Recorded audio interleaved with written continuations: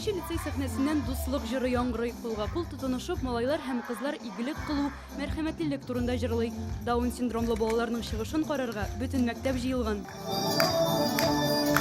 180-нче гимназия укучылары да үз сәләтләрен күрсәтергә килгән. Алар уен коралларында татар, рус, чуаш көйләрен башкара, халыклар бердәмлеге турында җырлый. Безнең балалар бу мәктәптә гади балалар белән укыйлар. Күрәләр, синдром Даун ул куркыныч әйбер түгел. Алар бергә уйныйлар, укыйлар, сәхнәгә чыгалар.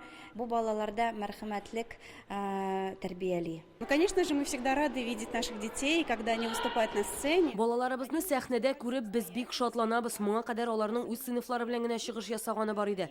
Башка балалар белән бер рәттән сәләтләрен күрсәтү беренче тапкыр. Укытучылары белән бик тырышып инклюзив чыгыш әзерләделәр. Казанның 11-нче лицее Татарстанда ресурс сыйныфлы бердән бер уку йортында махсус программа буенча физик мөмкинлекләре чикле булган балалар тәрбияләнә. Башка укучылар белән алар инклюзив форматта узучы дәресләрдә очраша. Барлык калган балалар өчен дә бик көчле тәрбияви момент дип әйтергә кирәк, чөнки Даун синдромы булсын, аутистлар булсын, алар белән ничек мөнәсәбәттә булырга, ничек эш корырга, ничек сөйләшергә, ничек аларга ярдәм итәргә икәнен күп очракта белмибез. Концерттан соң ата-аналар һәм укытучылар балаларның уңышлары, яңа инклюзив форматлар булдыру әһәмияте турында сөйләште. Бу ресурсный класс һәм анда аларның өчен адаптивный программалар без кулланабыз. Алар белән бергә без дә өйрәнәбез.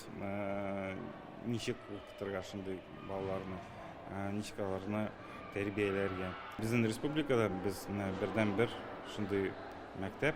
Яшь артистлар исә инде бүгеннән үк илһамланып киләсе концертка әзерлекне башлады.